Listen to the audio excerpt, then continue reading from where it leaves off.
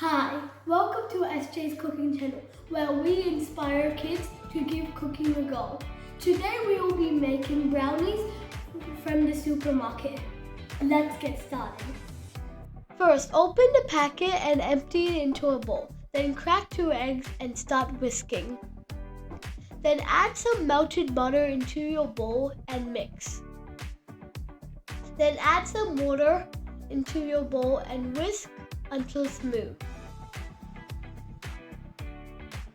Then add some butter into your pan and put your parchment paper on top of it. Then pour your batter into your bowl. Check the packet instructions for the time and the temperature.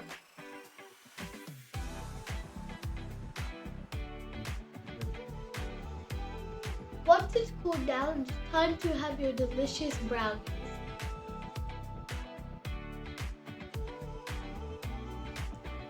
Wow, that chocolate brownie recipe was amazing. I hope you try too, and thank you for watching.